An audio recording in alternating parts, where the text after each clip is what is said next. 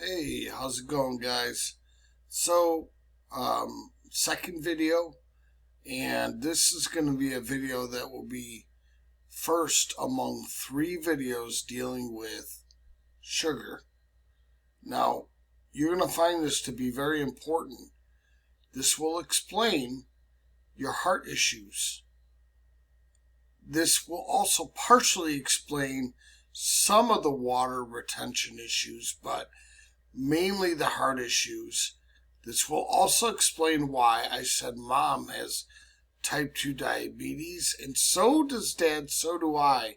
And by type 2, I mean what they call metabolic syndrome, or what they used to call syndrome X. And you'll understand, you'll agree with me after you will agree with me after these three videos, and it will be up to you what to do about it.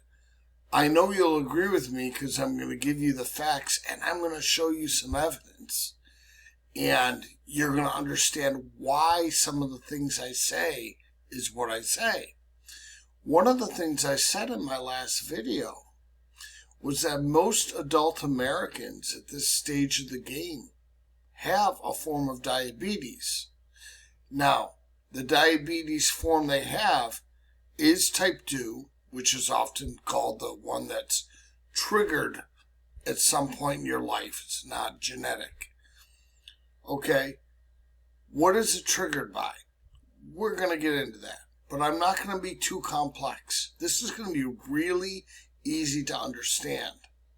But first, what you have to understand is you got to build a foundation. Now, I'm doing this in three videos, so they're shorter. But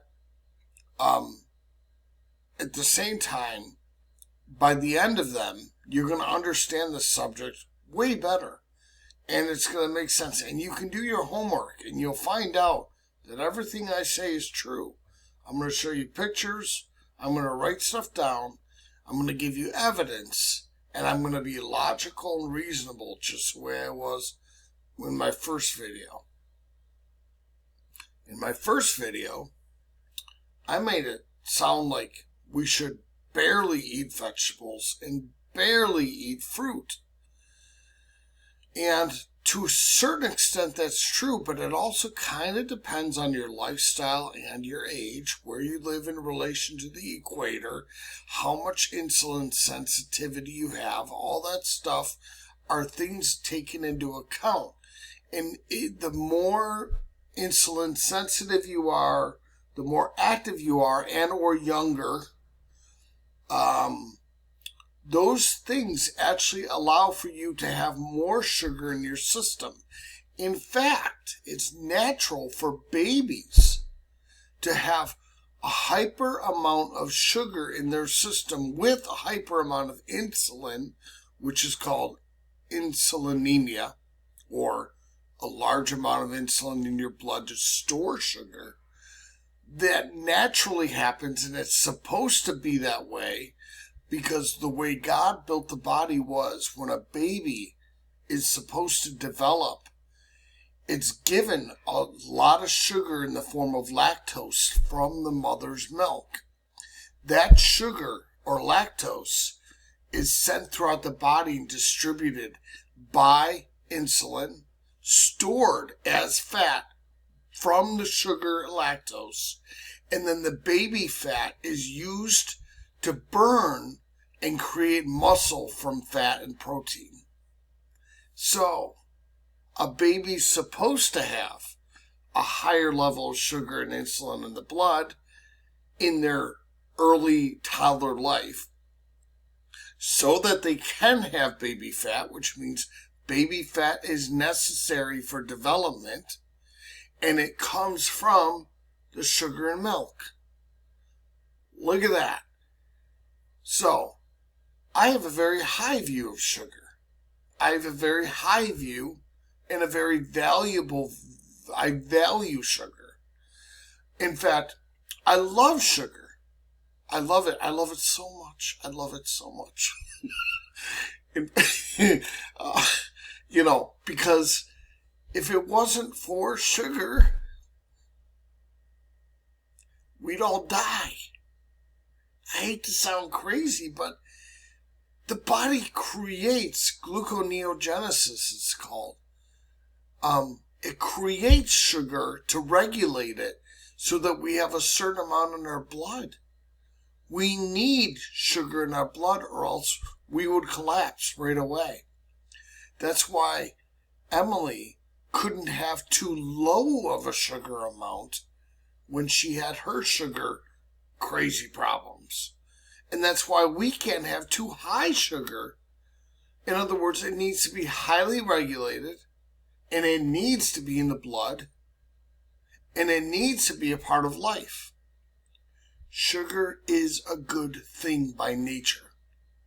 That's why when some doctors who note the problem that we have with our obsession with sugar in American food, they're right about that. But then they use language like sugar's a poison, sugar's a blah, blah, all this stuff. It's like, no, we're going too far in our language. We can't talk that way. Scientists and doctors should not be talking in extremities like that. No, sugar's a good thing. It has been a good thing. It is a good thing, and always will be a good thing. Our blood needs it. Its use is one of the two primary energy burning mechanisms in the body, but it's like kindling. The fat is like firewood. The sugar is like kindling. But we often still need kindling, don't we? Of course. So am I arguing for a sugar-free lifestyle? No, because it's impossible. Because the body creates glucose. So there's no such thing as a sugar-free lifestyle. That's literally impossible, or else we'd all be dead. All right. I think I served the point of showing you I love me sugar. Now, let's use an analogy. Imagine if the people who were creating the roads in Amherst, New York, liked the name Sweet Home. And they said, well, we got Sweet Home Road. Okay, that's one of the main roads. I mean, we lived near Sweet Home Road growing up, right? Sweet Home High School is where I went. Imagine if they started paving more roads and more developments, and every time you turned around, the town of Amherst and the municipalities kept on putting the name of the sign of a road or a street. And every street and every road was called Sweet Home Road. You'd be like, first off, you'd be like, okay, someone's going to get lost. Because if you have a map with tons of roads and streets, and every street and road is called Sweet Home Road, people are going to get lost, right? Secondly, you're going to wonder, who the hell is working in town hall and what the hell are they doing? Are they idiots? What is wrong with them? Do they not know that when you make a new street, you don't assign all the streets in a given neighborhood the same name? It sounds like a dumb move, right? It sounds so dumb to name everything in the same town Sweet Home Road. I mean, it should be like one of those moments where, what drugs are you on? Or, how stupid are you? Now, you may think, this is kind of a silly and stupid analogy in the first place. It makes me feel more dumb just hearing it. I know, because it's so dumb to name every street in the same town the same name. It's so dumb that it just almost blows your mind, right? take the word Sweet Home Road, the word sweet, and substitute the word Sweet Home Road with sweet sugar, and just say that the town is the body.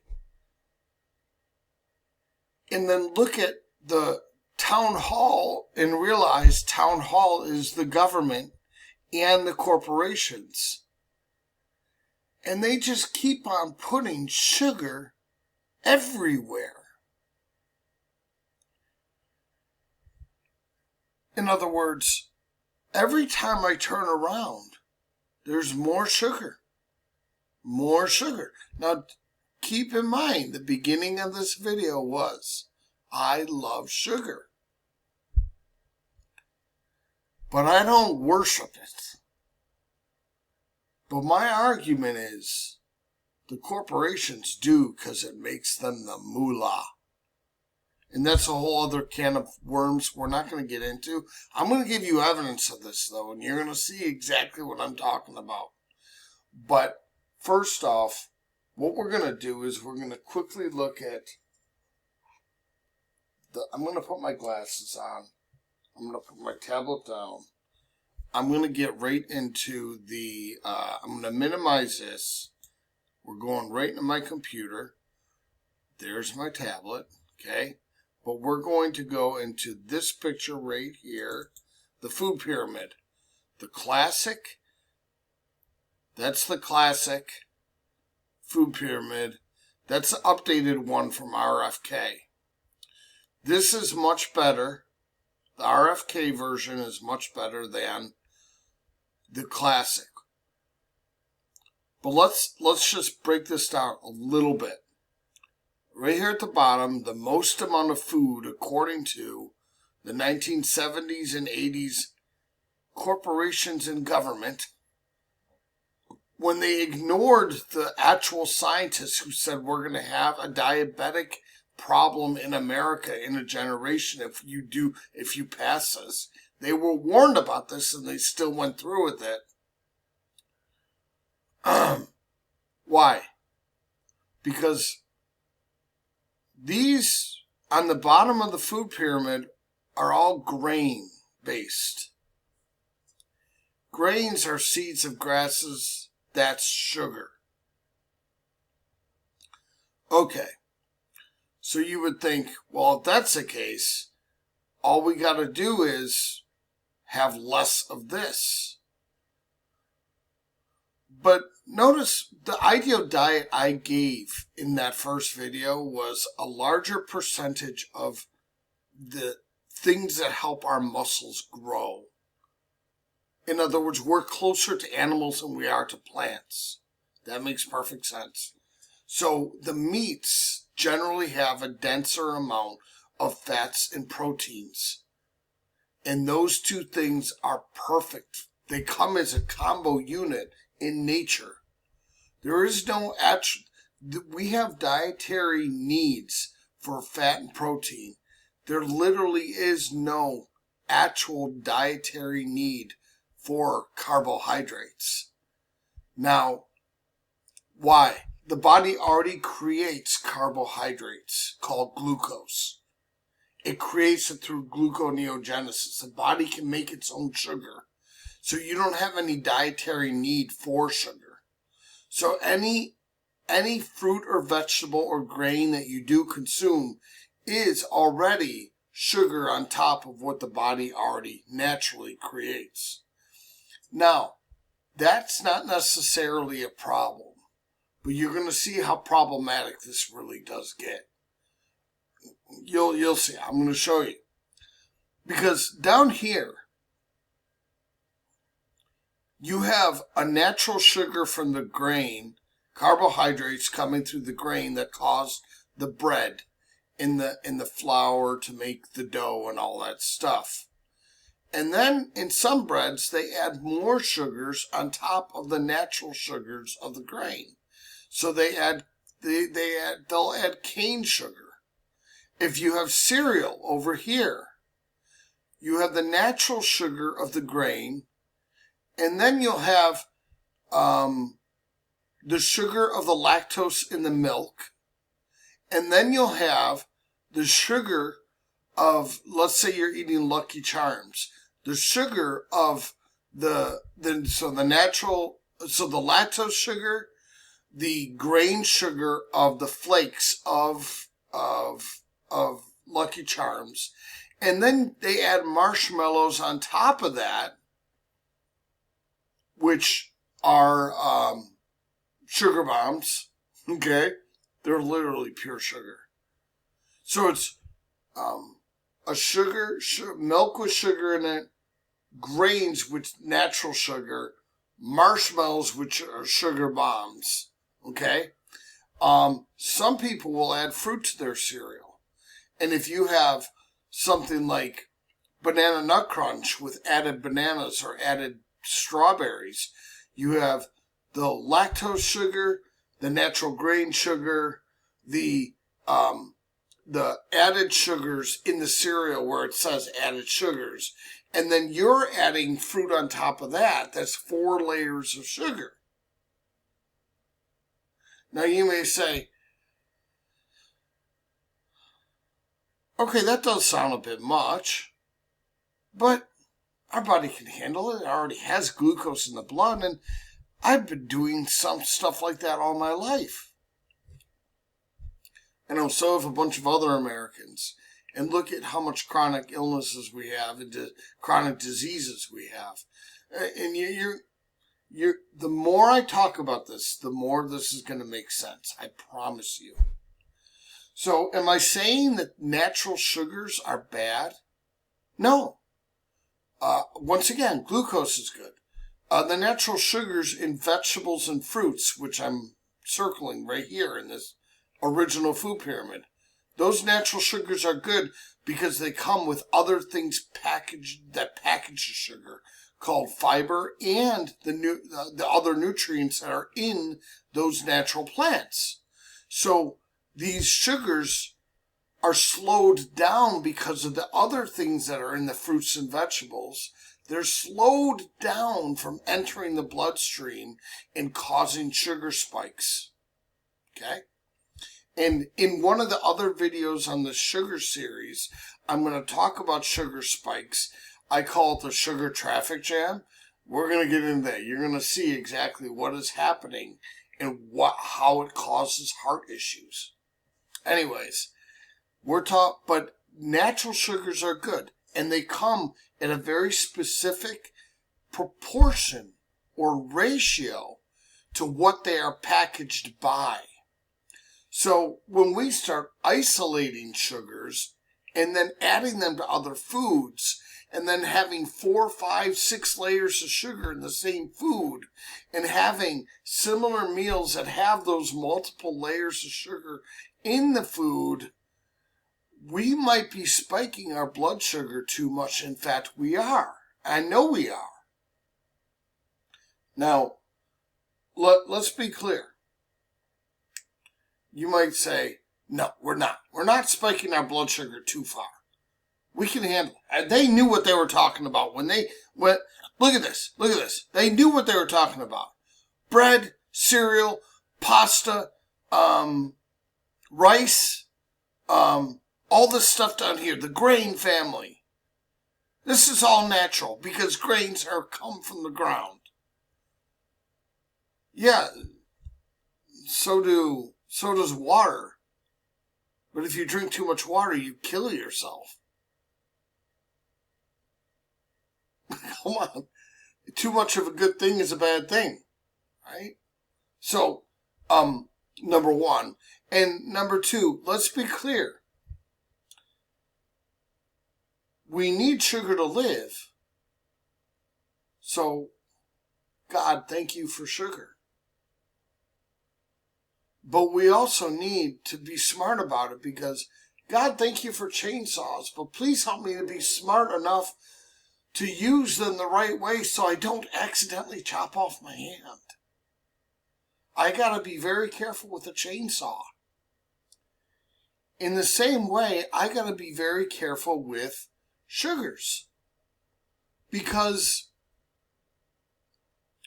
Otherwise, we'll get into that later. But what I'm trying to do is get you to look at food from the carbohydrate / sugar versus fat paradigm. In other words, whenever you look at a food, you need to see it on its molecular level. Is it a sugar? Is it a fat? Is it a protein? Is it a combination of those? Now, you may say, I don't want to do that. It's too much mind work. Well, you don't have to do that. You can do whatever you want. I'm just telling you, if you want health, if you want to heal, if mom especially wants to heal, less sugar in your system at this point. You'll understand why later. And then that will give you more sugar sensitivity, insulin sensitivity, blood. And I can go down the thing, but you won't understand all that until I build a simple foundation. And it's going to take some pictures here. These are, first and foremost, if you are starving in a very war-torn country, you're going to shrink away to almost nothing if you barely get fruits and vegetables and all you have to rely on is the seeds of grasses when you crush them up and eat them. You see, what America did was it took the seeds of grasses called grains, and then it took grains and it made a whole food group out of it, where we get bread, rice, pasta. America didn't invent bread. I'm not saying that. But what America did do was it perfected this usage of seeds of grass and made it into whole meals. But it's already sugar because it's a carb, because carb is a sugar. It's already in the plant kingdom. We added that onto other sugar-based organisms like fruits and vegetables. And then we took cane sugar and added that in there too.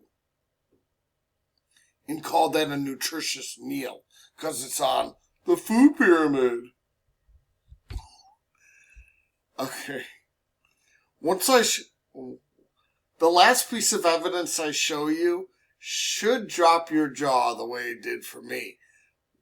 Because I'm going to tie this up in a bow with something that you're going to see. But let's go on to the next food pyramid, the one put up by RFK. This is much better.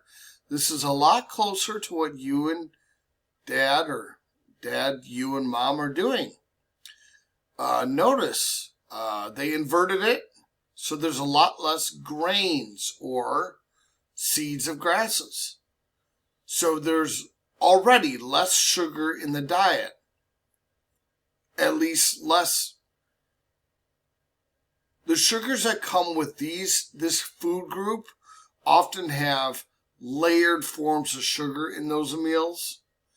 But these, if you just eat cauliflower, broccoli, or a piece of fruit, that is a standalone meal. Not even a meal. Even if you call it a snack. You eat an apple. The sugar in the apple is not a bunch of layers of sugar. It's a lot less sugar and a lot less of a spike than a spaghetti and sauce and added sugar dinner. So you're getting less of a glucose spike in your blood when you eat the basic thing that God provided, which is like a basic fruit or a basic vegetable, right? And there are even lower carb fruits and vegetables. We're going to get into that. Actually, but before we do, what they did here is they said, the most things you should be eating are basically the paleo diet, which is what I've advocated. Which is, look at that, red meat right there. There's cheese, so that's dairy, made from, it's all milk-based and cream-based. That looks like it might be ground beef. I don't know. It looks like a can of meatloaf. That's a turkey or a chicken. There was that salmon. I think it's salmon. That's milk. That's olive oil. That's an apple. That's broccoli, carrot. What was that? Head of lettuce, a pear, a tomato, blueberries, strawberries. Look at avocado right there. A can of tuna maybe. An egg. Look at this top part of the triangle. This is so much better than what they gave us in the 80s, 70s, and 80s. This is already 100 times better. And it's actually more fitting with what you guys are doing right now, because it takes the three main things. Fats, proteins, and carbs. And it puts them in a natural format, back to the natural form, because these are all the better forms of carbs than the grains down here. The grain-based meals are layers of sugar. Let me give you one example.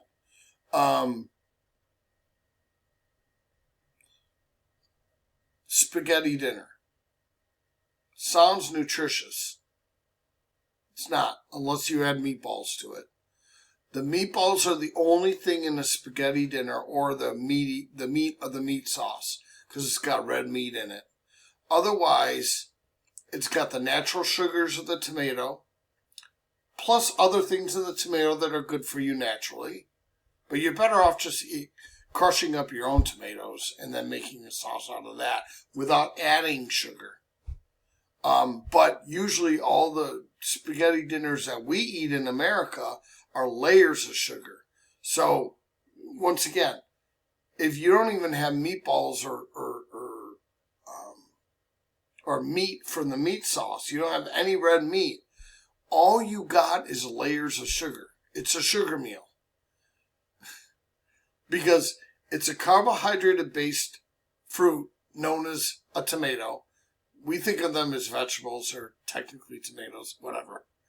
It's a carbohydrate, which is sugar-based organism or food, which in and of itself is good. But then you're adding the grains of the flour made to make the noodles. And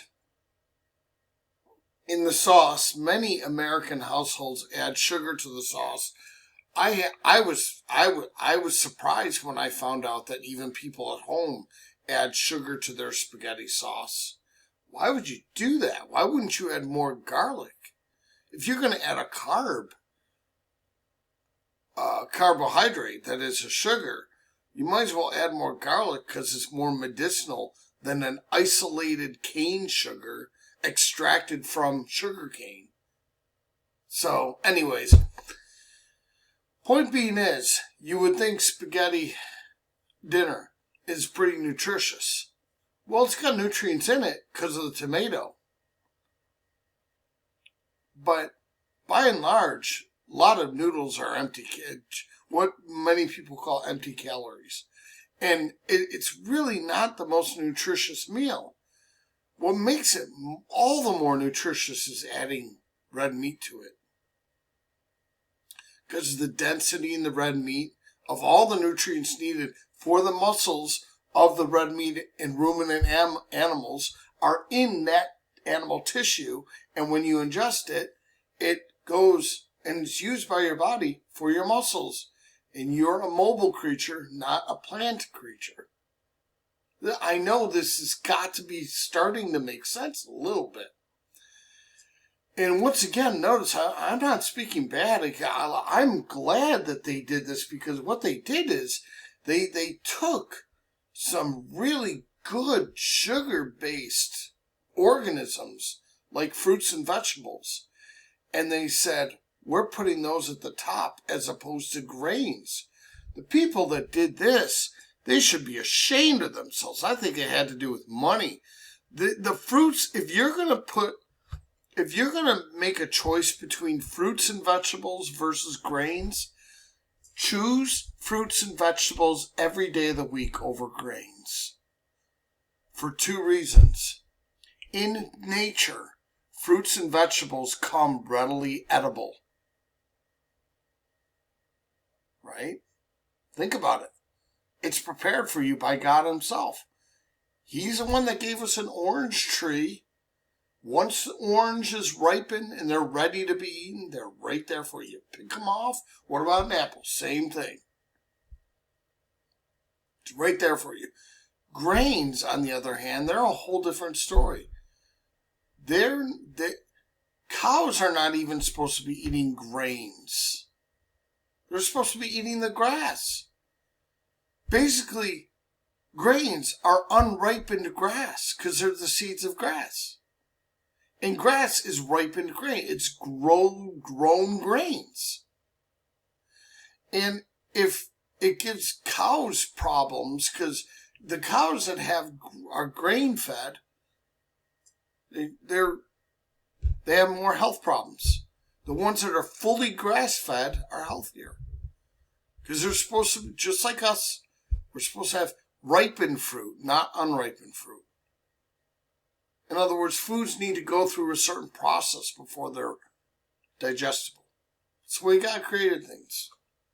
Anyways, choose fruits and vegetables every day of the week over grains. I'm not saying you can't ingest grains, but choose, if you're going to ingest carbs, which are sugars are carbs, then choose fruits and vegetables over grains. What are grains? Bread, cereal, pasta, rice, crackers. Those are all the grain-based meals. And notice the majority of what's sold in the middle aisles of the supermarket are grain-based food or meals prepared with multiple layers of sugars in them that have added cane sugar right there on the food label. So sugar fests like crazy. Let's go over to one more food pyramid, and then we're going to give you the evidence, and we're going to sum it up and end it. Let's undo this. Let's go to our friends, the keto people. Dr. I forgot his name, but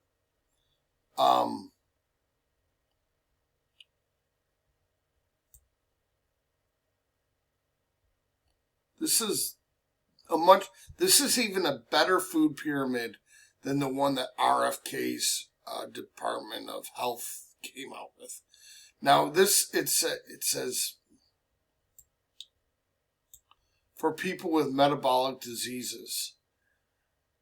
True, because the stuff down here, which is all the mainly red meat, but also carnivore diet,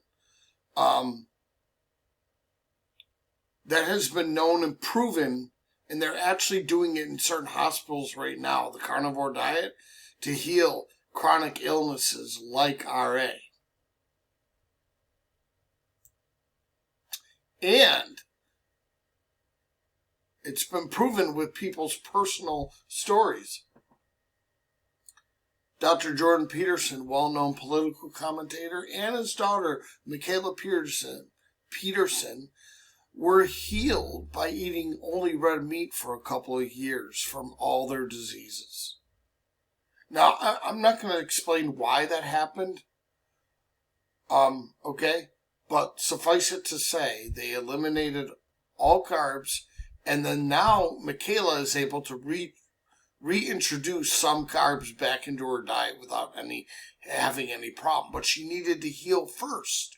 And the red meat, which provided saturated fat and proteins, allowed her body to use that in the healing process without any interference from excess carbs, excess triglycerides, which are another. There's bad fats, there's bad proteins. I'm not going to get into that stuff.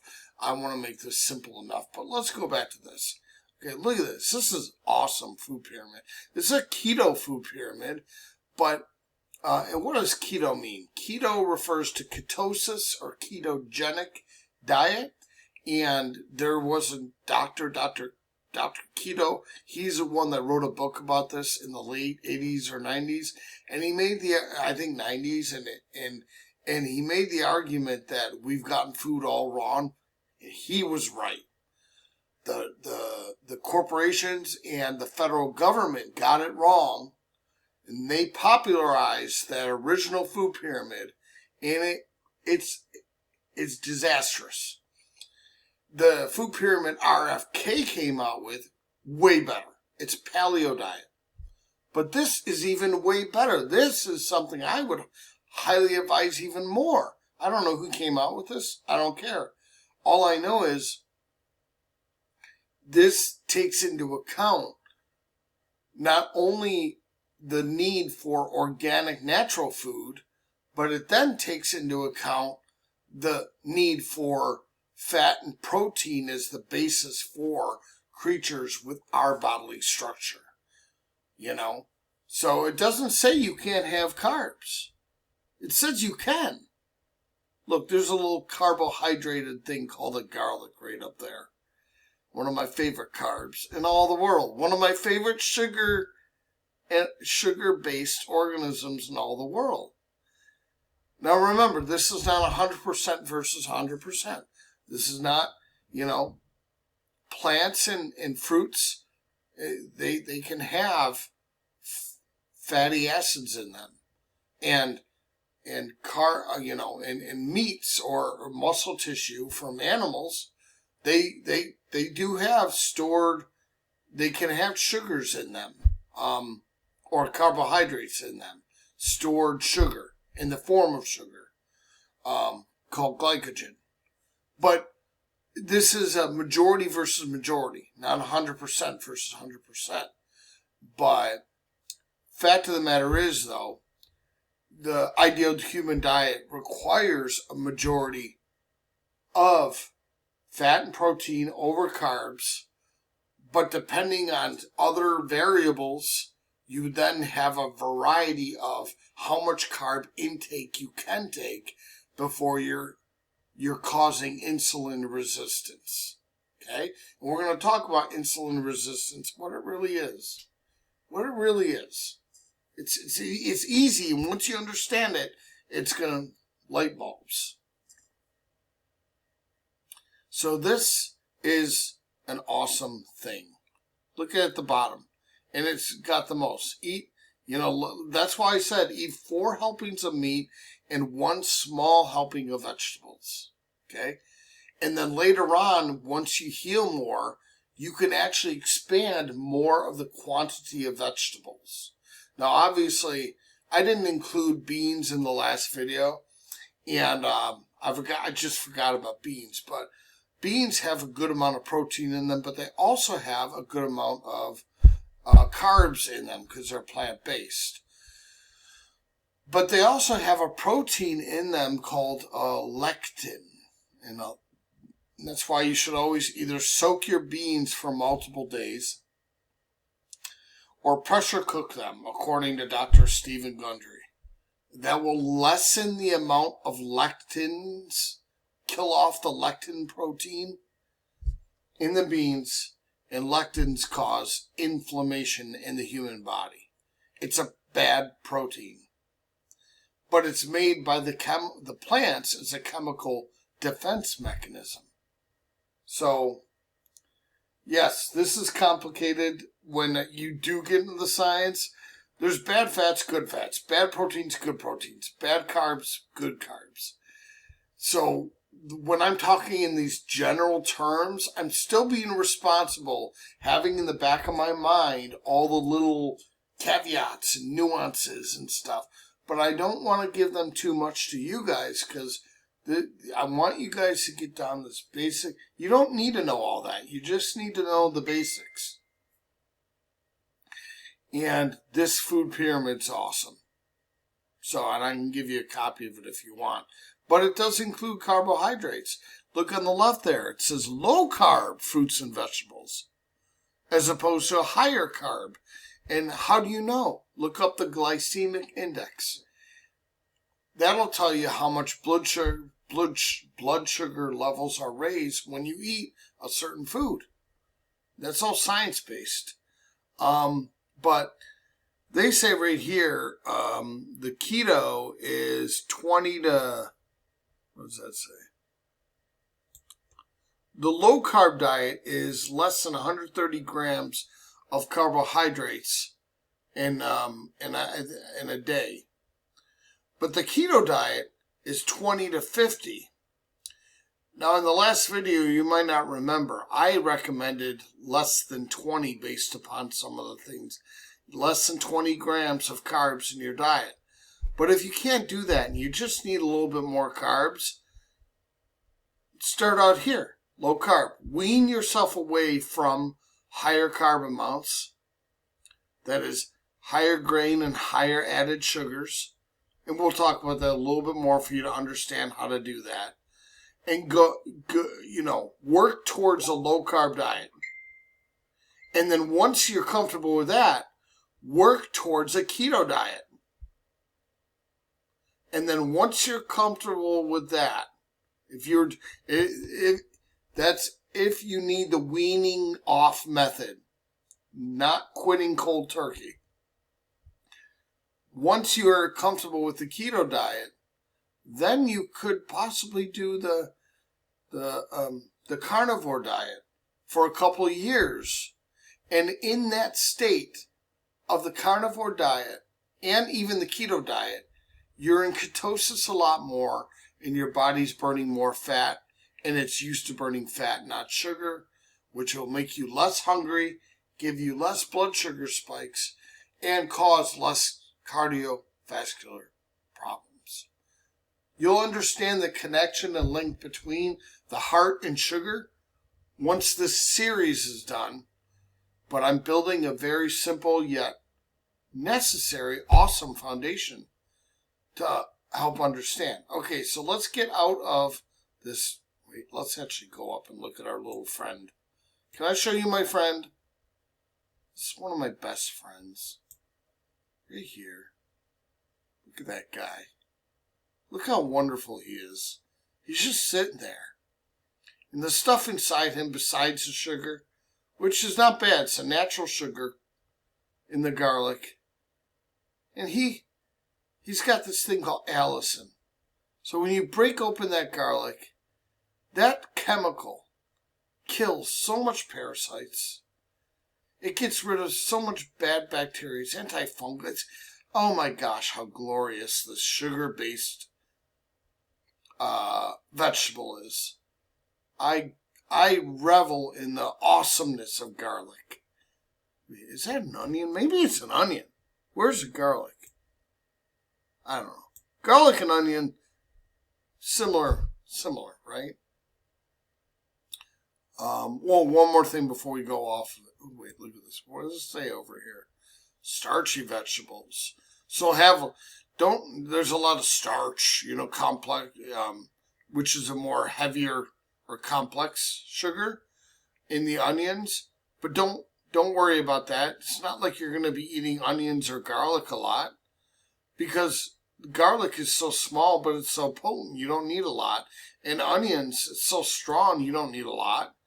So you'll naturally have less. Look over here. Avoid hot foods high in carbs. Bread, pasta, corn, sugar, high sugar, fruits, rice, beans, and legumes. Oh, there it pops up. So you want to, this is primarily the grain family a lot more. Right here, aside from the isolated sugars right here. But this is the standard American diet right here. Layers of all of this, okay? And what you and mom and dad, what you guys have done is you've cut out some of this and you went towards more of this and this, the paleo diet, and even some of this.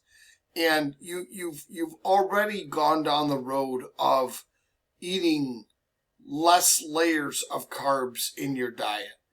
And that's so good for you, okay?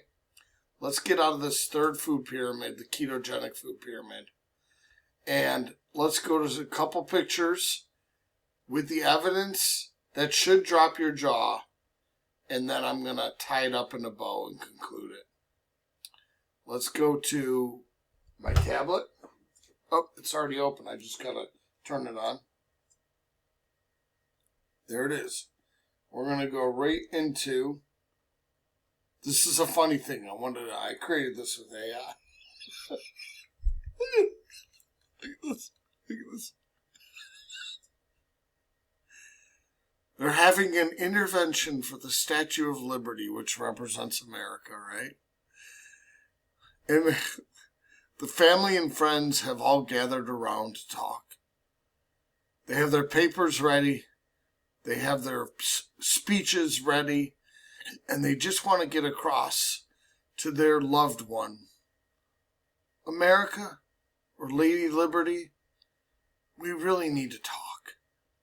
You got a major sugar addiction.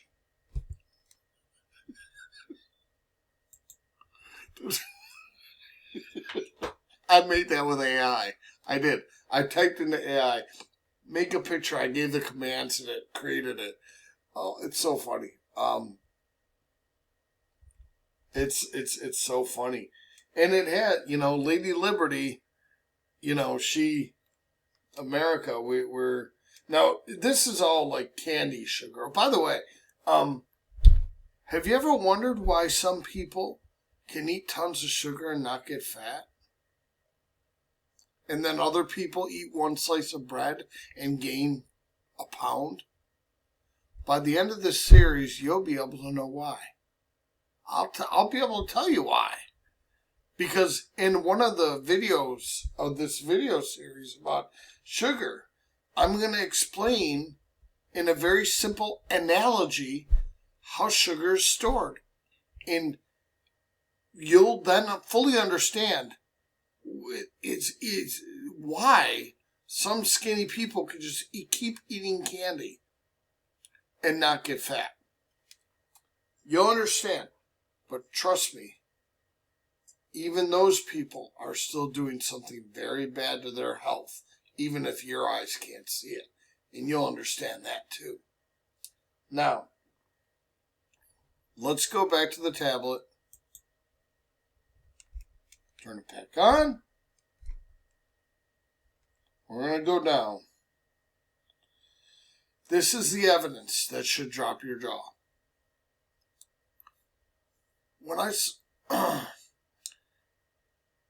When you see this, if you don't think that we don't have a problem,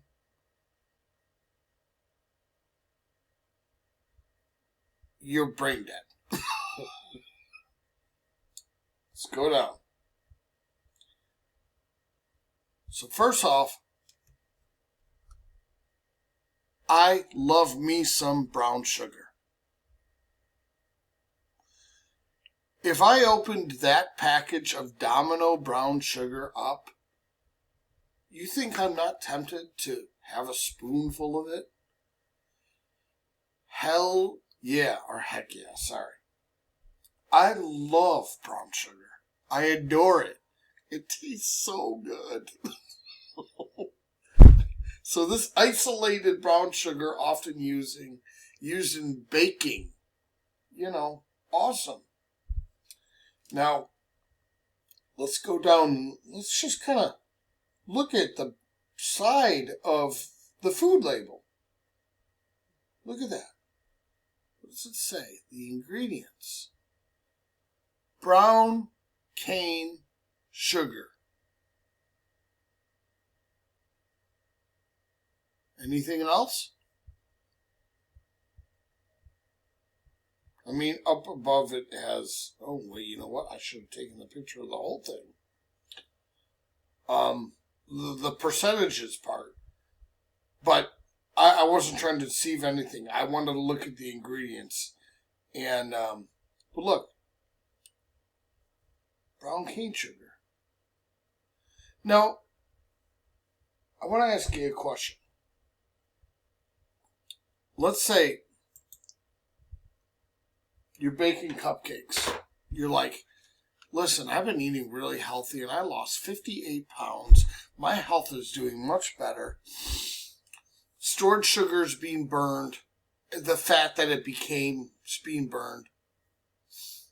And I'm going to have cupcakes, and I'm not going to have many. I know what it'll do to my blood sugar spike. Okay, I'll be able to handle it for one meal. It's not a big deal. Get back on track. I'm going to have a cheat, okay? And you start making the cupcakes. And you have your family member help you out. And it's like, okay, I really don't, I don't just like regular sugar. I like brown sugar. Let's use brown sugar instead. It's like, oh, that's different. Okay. Let's use brown sugar instead of regular sugar. It might taste good. Who knows? It's still sugar. It's sweet. It'll go good in the cupcake. We can use Emily's little trick of adding the almond extract, I think, which makes frosting taste like, oh, so good. So notice how fond I am of like good tasting stuff. Like, I'm not acting like I don't struggle with sugar. Of course I do. Favorite candy bar in all the world, Snickers. Every once in a while, I buy a York peppermint patty. Just one little one at the store. Oh, Even though, well over 90% of what I eat is meat. Now imagine you're making the cupcakes and your brother or sister or mom or dad, your loved one, you're like, well, now that you added brown sugar, I want to add something. Let's put some salt in there.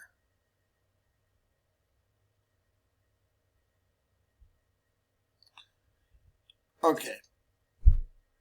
Let me explain something to you. You know I love salt. I love salt. I take 2 shots of it a day. Nick Benson loves salt. I put it on almost all my meat things. It's used for fermenting food whenever you vegetables to create fat out of it when you ferment vegetables. Salt is often one of God's glorious minerals. I love salt. It saves lives for people. When they have a severe heart attack or stroke, they give them a saline bag filled with salt water. Not as potent as salt water from the ocean, but still way more potent because it's got a lot of salt in it. I love salt. But don't go putting those in my damn cupcakes. Right? Don't you agree with me? Think about it. Oh, you want some wiggle room? You want to be inventive? Okay, fine. Try it. Try brown sugar. You want to be even more inventive? Try salt. Go right ahead. See how that works. But maybe it'll work. It might work. Sometimes those things work. But by and large, though, if someone were literally saying, we need to add something to if someone were always saying, like if I said, every single food you put in your mouth, I said, get the salt shaker out, you need some salt. You start drinking milk, I add salt to your milk. You start eating a strawberry, I add salt to your strawberry. You're going to be like, what are you doing? I agree with you, Nick. Salt's a good thing. But for crying out loud, 100% of the time? I don't know. That might be extreme. That might not even naturally be good for your health. You could have too much water and it'll kill you. I don't know. Whatever. All I know is you're going too far, Nick, with this salt thing. Well, my argument is America's going too far with this sugar thing. Because I'm going to show you how it does. You ready for this? I had to show you the sugar because the sugar doesn't have any salt in it. Let's go down again. Ooh, ooh, ooh, ooh. What do we have here? Oh, what is this? Ooh, a very well-known company that makes sea salt. And you know what? They got a little inventive. Iodized. In other words, they attached iodine to it. It's connected to it. And iodine is good for you. Iodine is used to help regulate your endocrine system. And if you have a weaker thyroid gland, if you have a thyroid gland, I don't have a thyroid gland, but if you have a thyroid gland and it's weaker, you don't necessarily have to kill off your thyroid gland with, all you got to do is give it more iodine. And it'll actually heal some people. So iodized sea salt, that sounds like a really cool thing. I love how inventive corporations in America can get. Don't you love how inventive they are when they start combining all these things? Yes, it's a wonderful thing. So let's go back down. Okay. So it's Morton's sea salt, right? What does it say at the bottom? The salt supplies iodide, a necessary nutrient. Yeah, iodine's a good thing. And I like how creative they're getting. But there might be a problem. They might have gotten too creative. Okay?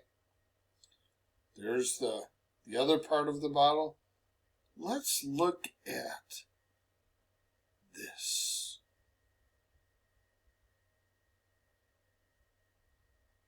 Ingredients. Maximize it. Ingredients.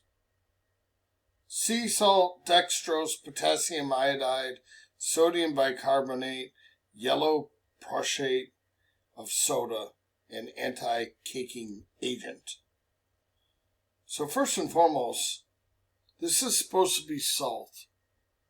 And it's already got like 6 different ingredients.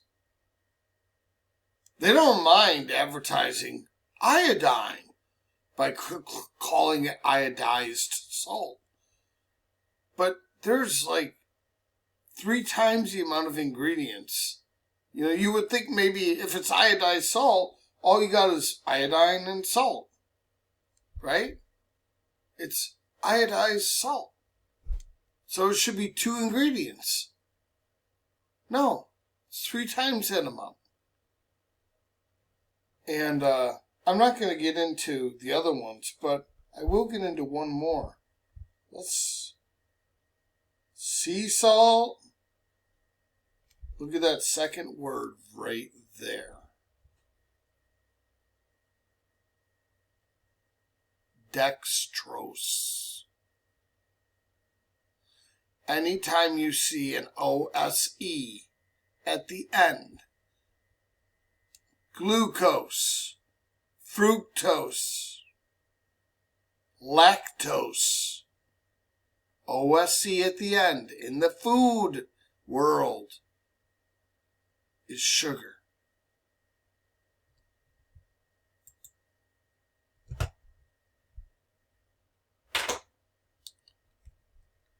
Jaw dropped.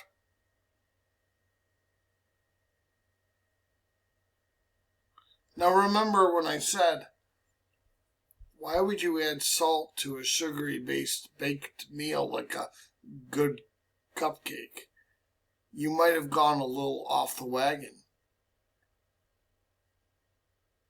And I'm going to also make the same argument. As much as I love sugar in its natural form, why would you add sugar to simple salt?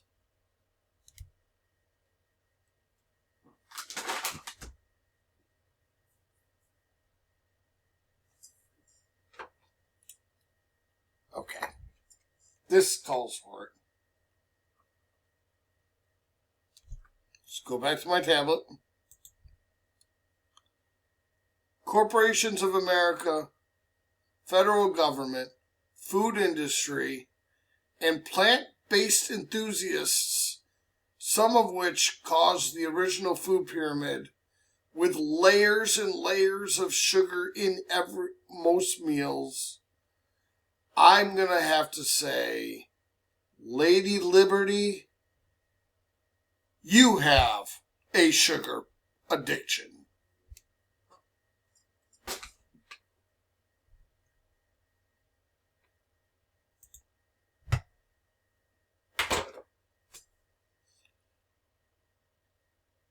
I try to buy a meat.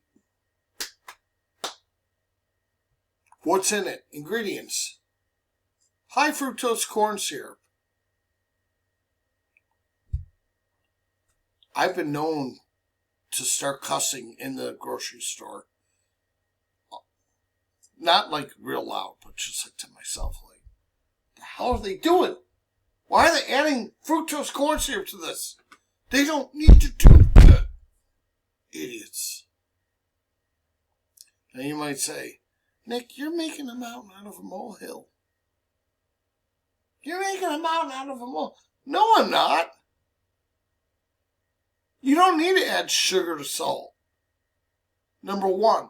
And number two, if you think I'm adding a mountain on a molehill, most of our meals have unnecessary added sugars in them, yet it's like we're completely ignoring anything we've ever learned about blood sugar and insulin, which is this.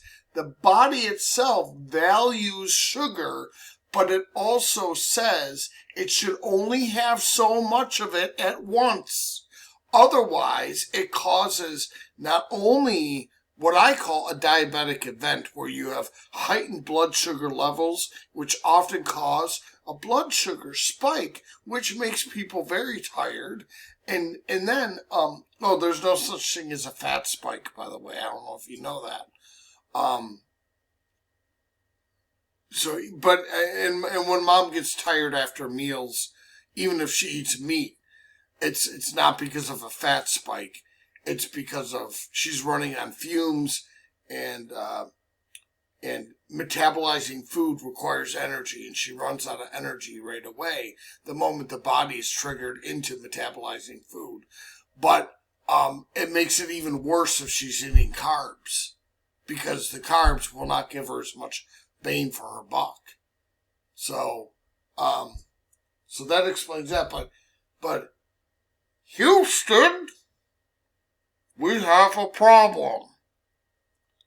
Lady Liberty, you're addicted to sugar. You really are addicted. Badly. Remember when Moses went up to the mountain to receive the 10 Commandments? He comes back down and he finds out that Aaron and the whole posse of the Israelites were taking all the jewelry that they had. They melted it down and molded it into a calf and worshipped it like a god. Remember that story? That's what we did with grain and sugar-based plants. We made it our god. We added it because we liked the taste of sweetness.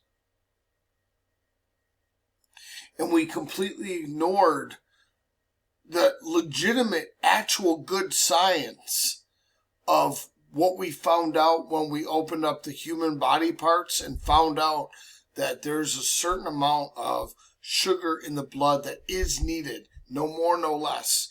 And insulin highly regulates that, which means we should pay attention closely to what our body is doing with sugar and value sugar the way our body values it, not the way a bunch of corporations or the federal government of the modern United States values it. The reason why corporations and the federal government value sugar is because it gives them money. Okay? And the more money they have in their pockets, and by the way, it really does give them money. I mean, it's been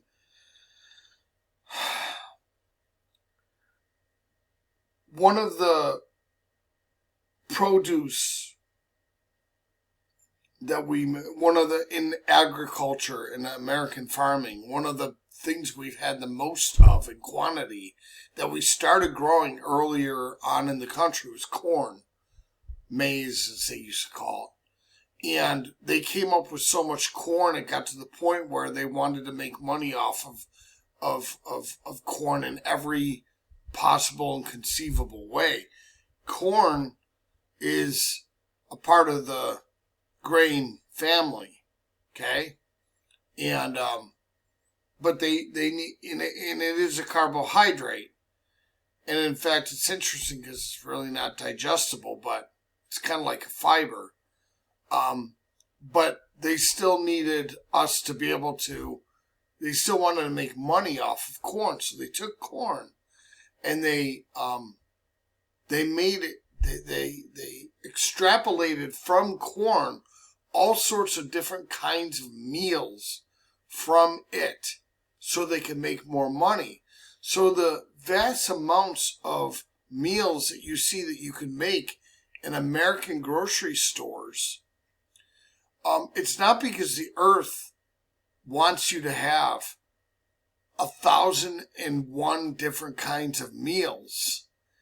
It's because American corporations and the federal government, who has been lobbied by those corporations who want to make money, have come together and have made money simply by taking whatever available source that you could put in your body and gave it a certain amount of, well, here's how much our body can tolerate it. So,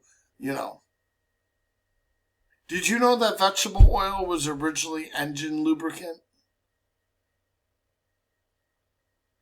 Did you know that? Yeah, vegetable oil was. And vegetable oil is the basis for margarine. When they started selling margarine instead of butter and vegetable oil for cooking, yeah, it's a lot cheaper. It was also originally lubricant, but they were trying to make money off of the seed oils that they did not want to get rid of. They were, in other words, they're looking for the almighty buck, as Dad used to say. It's all about money. That's why I mentioned Moses and Aaron. We've made a god out of sugar in our food industry because the food corporations who lobby the federal government has made a god out of money. And it's crazy because sugar is actually a wonderful thing. But if you put too much in your body at once, it causes a blood glucose spike. And if you do that through multiple meals throughout your adult life, even starting in childhood where you have, what's the basic meal? Macaroni and cheese, crackers, crusted up fish with breadcrumbs on it. The fish part's really healthy. The crust part tastes good too, admit it, when it's fried, but those breadcrumbs, those are another form of bread, grain, sugar, carbs, layers of carbs. You see, what I'm pointing out is our American diet is a multi-layered carbohydrate fest that over the course of time has caused numerous chronic illnesses and primarily heart issues. And you'll understand why later on. Okay. So that's the lesson about Houston. We have a problem. Now, by the way, remember that little analogy of Sweet Home Road? Yeah, Sweet Home Road, man. The road too often traveled because the people at Town Hall keep naming every street Sweet Home Road. And the corporations keep adding sugar to everything. What the frick are they doing? It's the same thing. It's the same. That's why I came up with that analogy. It's the same thing. Just as you realize how dumb it is to name every single street, Sweet Home Road, in the same town. Or how dumb it is to add salt to cupcakes. You should also realize how dumb it is what these corporations have done to our bodies by taking a beautiful thing that God created, that our bodies create naturally in the form of glucose, and that is in fruit and vegetables primarily, packaged in certain ways so that the blood glucose spike is tempered. And we've taken that and said, forget what insulin taught us. Forget what God wants. Forget how it came in creation, how it naturally comes. Take it out from it and add it to this food. Add it in this layer.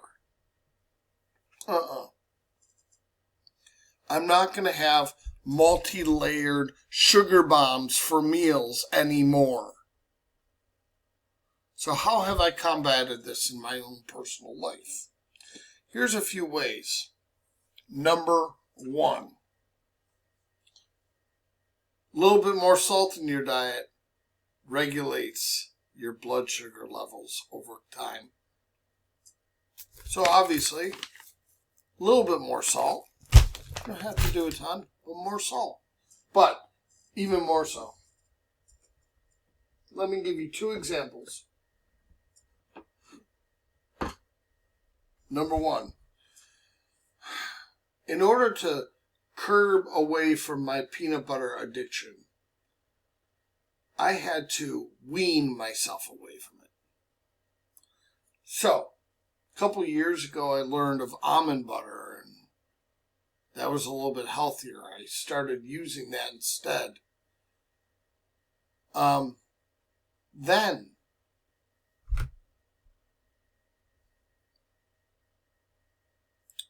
when I moved to Delaware, I found this.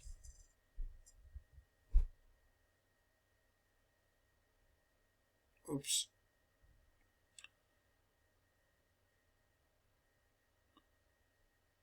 Richard's 100% Peanuts Creamy. Let's look at the label. Ingredients. 1 ingredient. Peanuts. Crush it up. The oil shows up because there's oil in peanuts. But I ate this whole thing. I bought it and I ate the whole thing in a day. And then I felt a little sick afterwards because technically peanuts are not as good for us as certain other nuts, but there's no added sugars in this.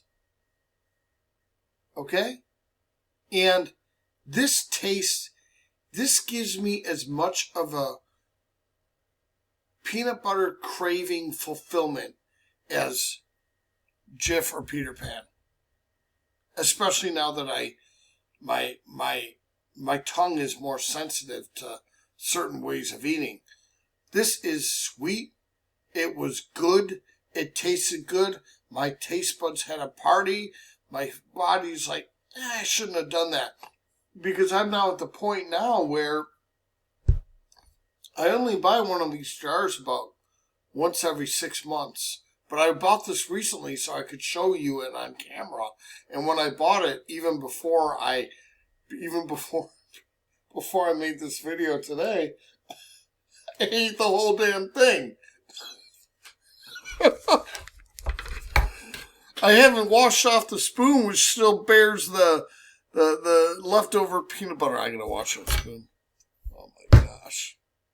Nick, you got a sugar problem. No, I know. I don't have a sugar problem.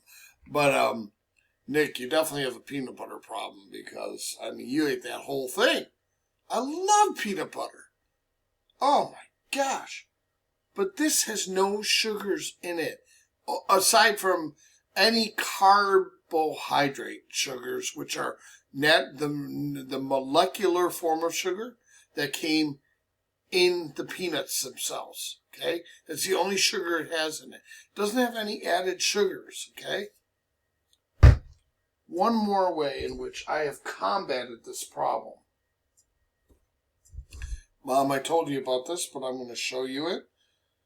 See, I'm giving you evidence of what I do. I actually buy this stuff. You know, I like meatballs.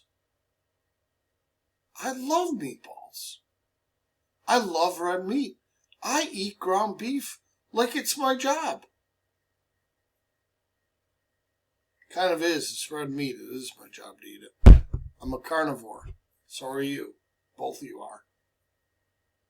Well, you're more of an omnivore. God made us to be omnivores. Ezekiel 47 makes it clear. We're supposed to eat some parts of the plant kingdom. It is created as food.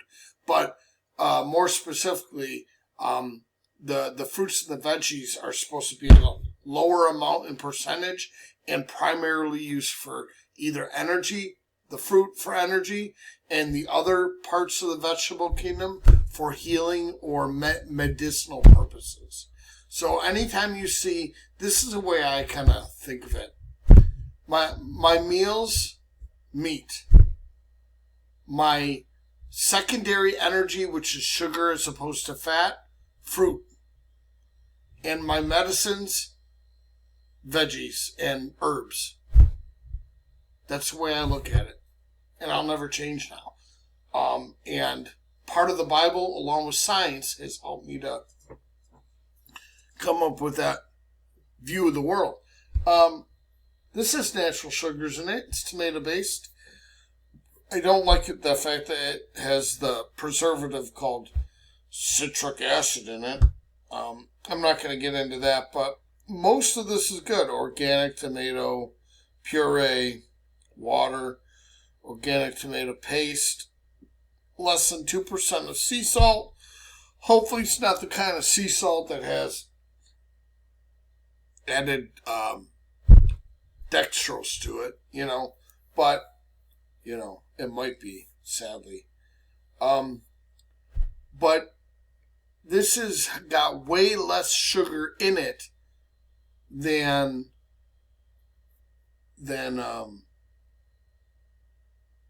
Prego or Ragu. It's a ShopRite brand. That's the place I shop from, right around the corner from me. And it's just a generic tomato sauce. Oops, sorry. And so what I'll do is I'll take a pound of grass-fed beef, grass-fed, grass-finished. Their whole life they're supposed to eat the grass. No grains. They're not supposed to be grain-fed. That's unripened grass. Grass-fed beef. And they eat and then they're butchered, and then I get the beef, and I think it comes from Australia. So I eat grass-fed beef. That's my main beef. I'm not against eating grain-fed beef, but I prefer grass-fed now at this point, out of health reasons. But I like the taste of both. I do. And you do notice the taste. But I got used to grass-fed beef.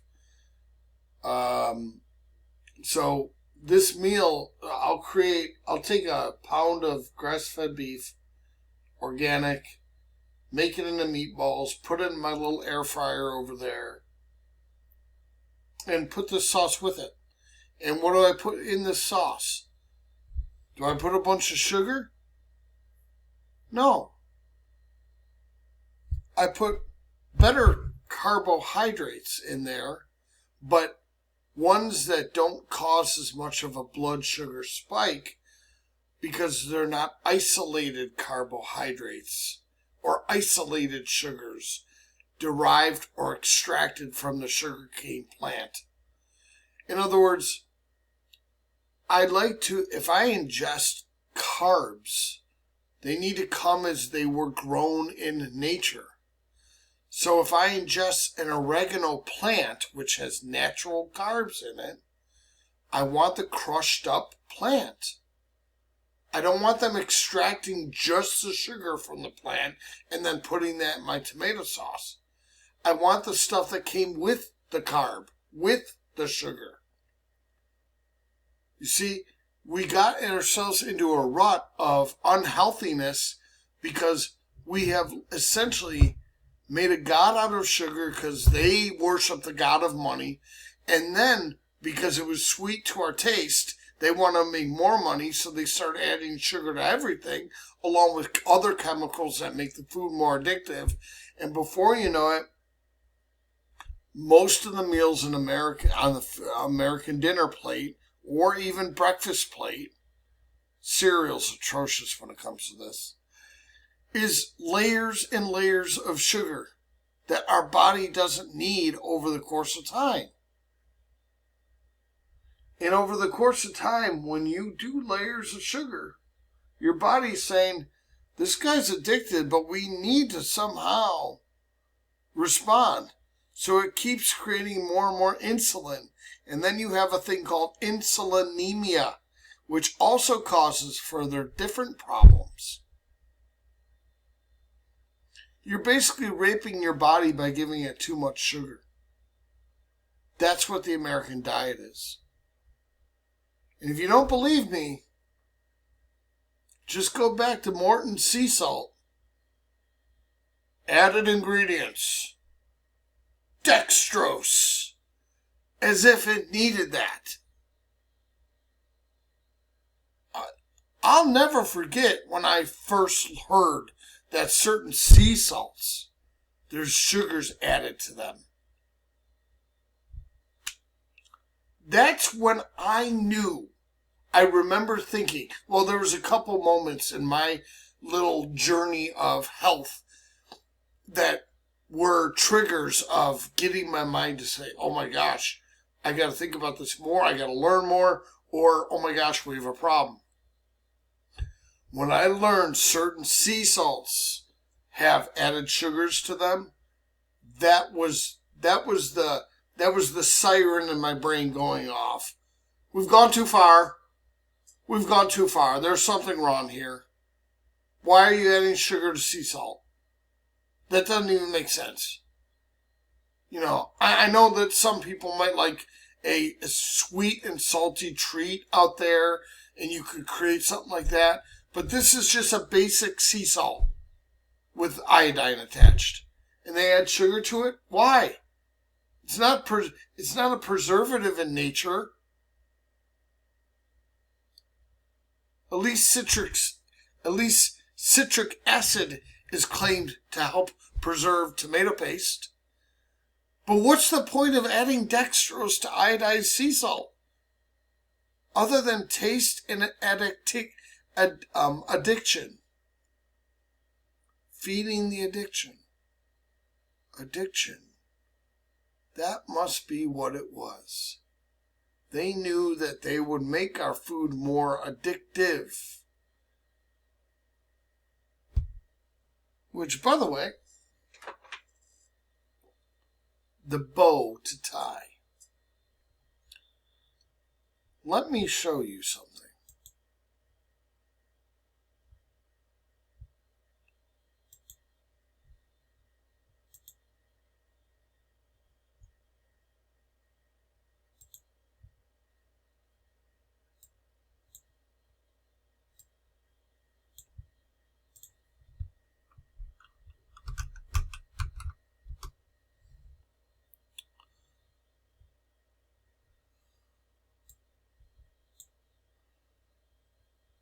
Let's move this over.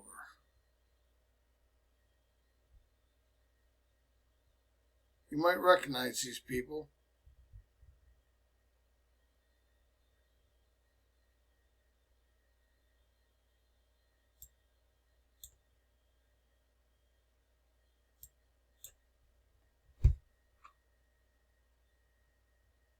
United States Federal Agency. Food and Drug Administration.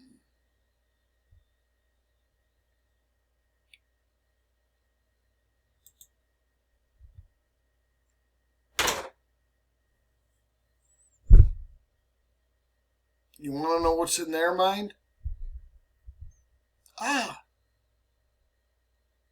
Food and drugs are similar. let's take our foods and make them addictive because our corporate sponsors and lobbyists send us to office more, and they want their more sales, and they'll vote for us if we allow certain items to pass according to the FDA, which should never have been passed. We'll allow certain laws to give certain permissions or allowances of how much the human body can take. We'll allow a certain amount of red dye, even though it's poison, in the human body. Oh, don't worry about it. Your body has a little tolerance to it. In other words, let's make certain foods addictive. And the government that's supposed to regulate this instead conspires against us for the sake of money from who? Their lobbyists. Now let's reverse it. Let's make our food addictive. Let's make our drugs a food. Ooh. How do you do that? How do you make your drugs a food? You ever see the old people with all the pills? If I don't have this pill, I won't have good blood sugar. If I don't have this pill, my blood pressure goes up.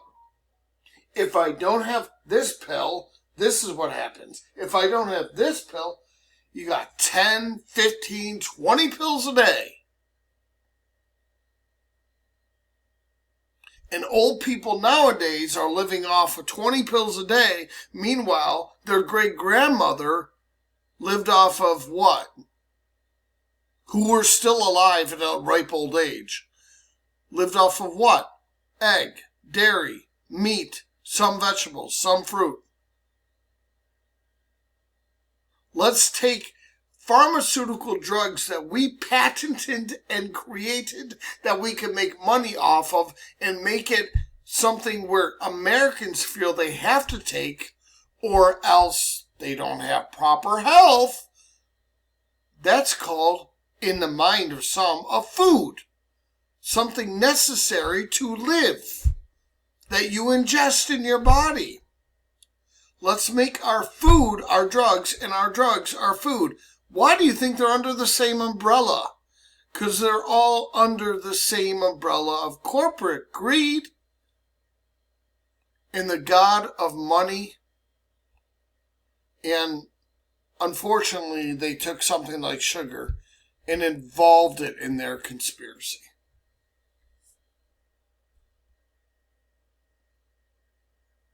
There's no reason food and drugs should be under the same umbrella. There are too vast of a difference between those two things. One is natural. And actual food is natural, organic. What's a drug?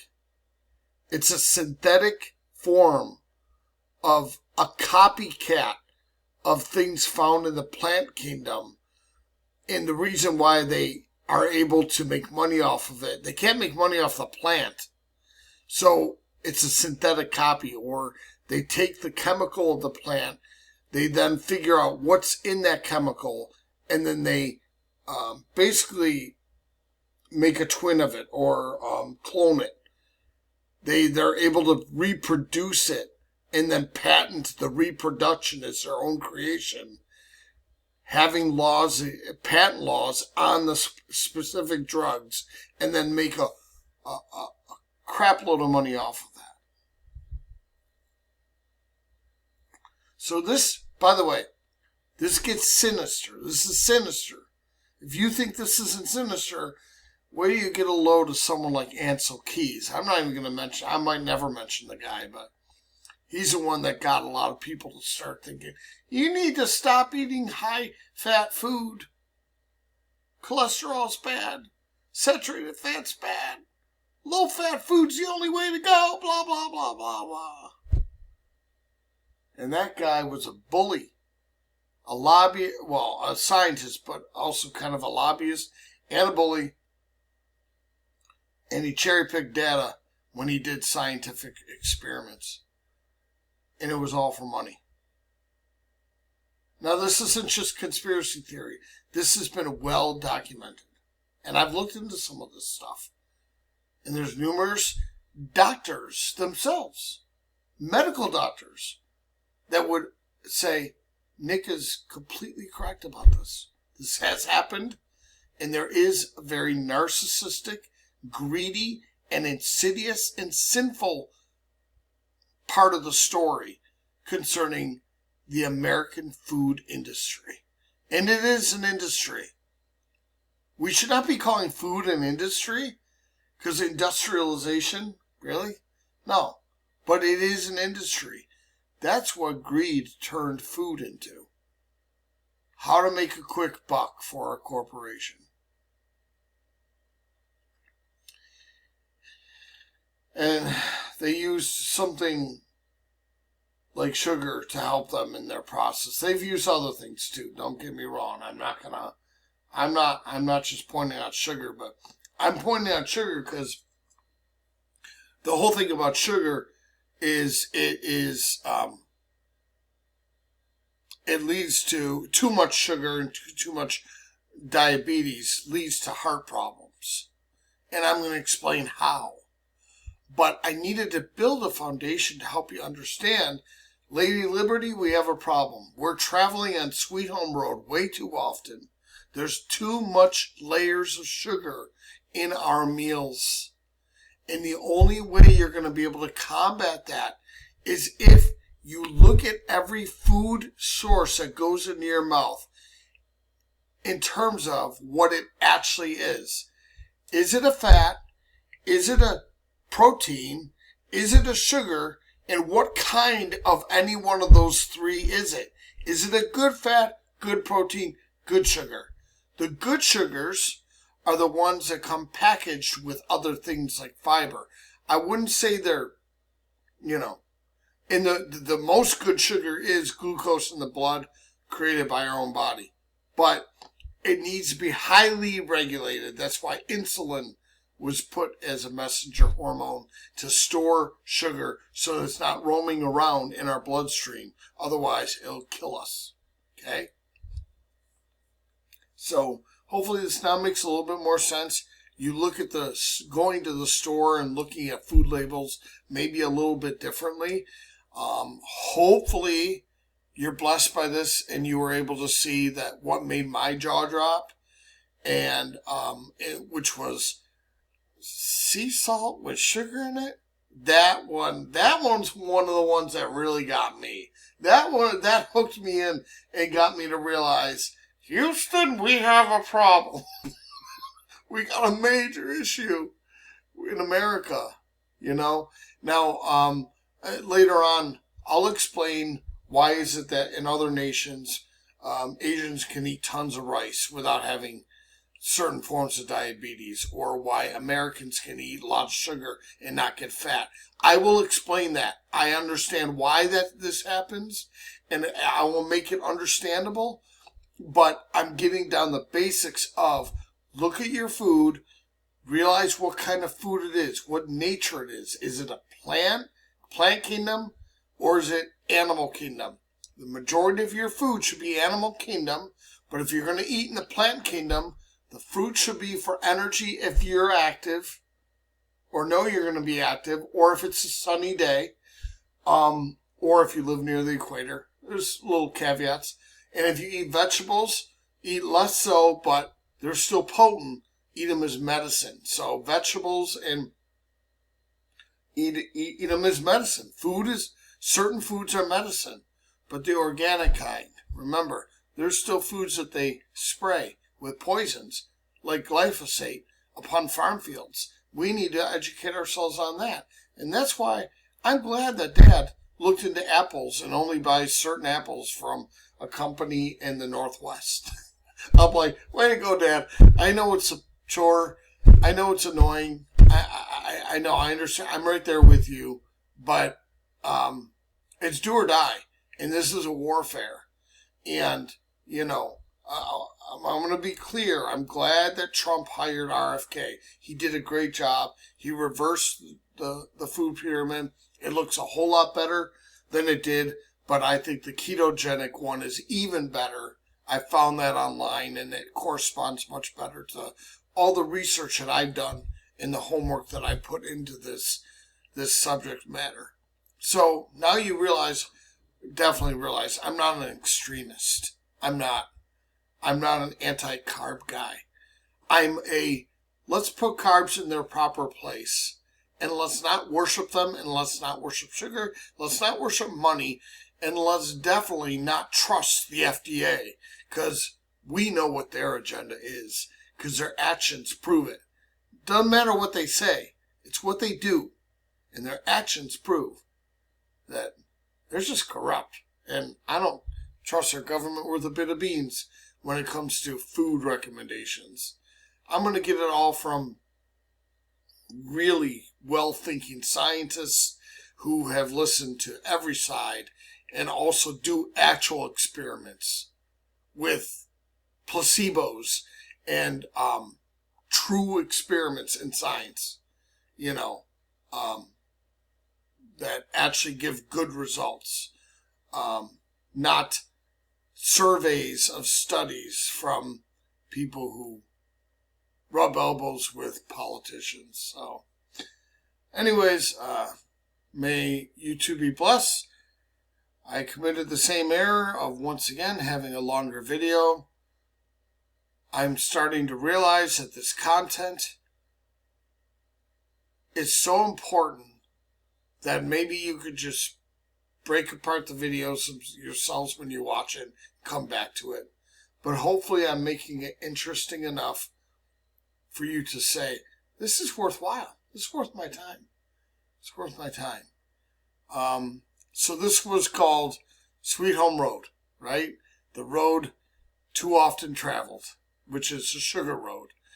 The next two videos, I'm going to talk about sugar. One of them is going to be called Secret Storage Bins on Sweet Home Road.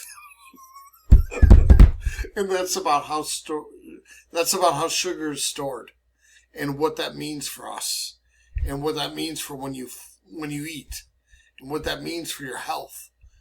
And then the other one is going to be called Sugar Traffic Jam on Sweet Home Road. The sugar traffic jam is what happens in the bloodstream when you have too much sugar in the cause and effect relationship, and how what that actually does in terms of the heart. Okay? Because the one thing I want you to understand out of these 4 videos I'm sending you, maybe more, maybe, is what is the ideal human diet based upon the structure of our body, and then what is causing a good load of majority of problems for both my dad and mom and most adult adult citizens of the United States, in the food industry that we're at war with, whether we want to admit it or not. So I wanted to educate my parents with simple tools of understanding. And some of the things that I say sound so counter what you might hear out there. But if you let me explain myself like this, you'll realize, wait a minute, yeah, you'll see exactly what I'm talking about. I'm not trying to pull wool over your eyes. What I'm saying is, the wool's already been over all of our eyes. I'm taking the wool off and saying, peekaboo, your son's here to remind you of the truth. And here's the truth. Here's the homework I have done. Here's the information I'm sharing with you. I do so because I love you both.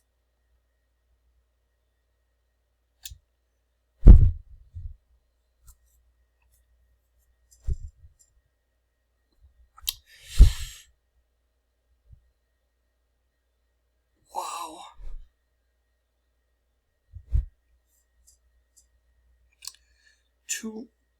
Oh man.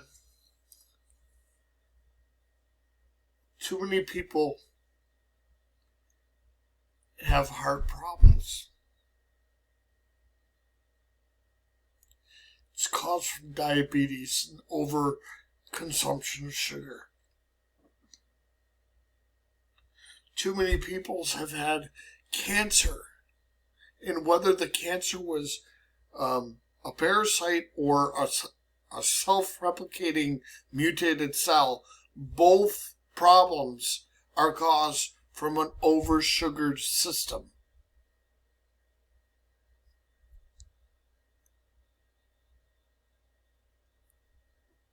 So, yeah, heart attacks and cancer. Sound familiar?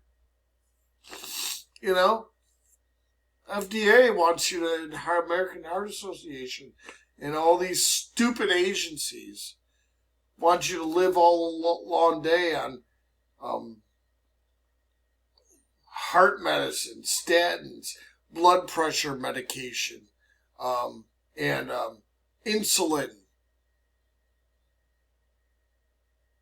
And if it were really genetic for Emily, then why did it get triggered in her 20s? Her insulin issue. Doesn't that sound more like the ungenetic thing?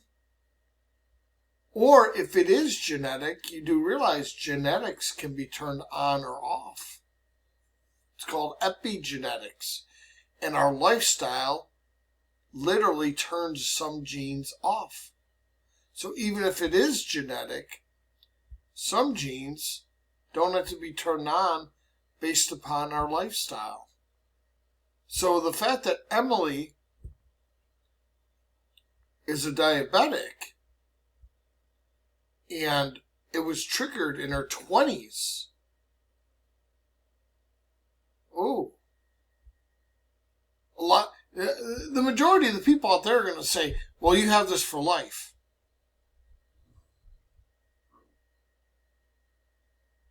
If she had it for life, she would have possibly had it from birth. It's about, you got to think about that. You know, you can't just trust the people in the white coats who just give no chances whatsoever and just pop you full of pills. Can Emily's diabetes be reversed?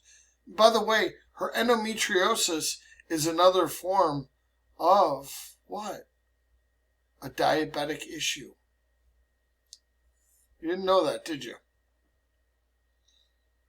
Yeah.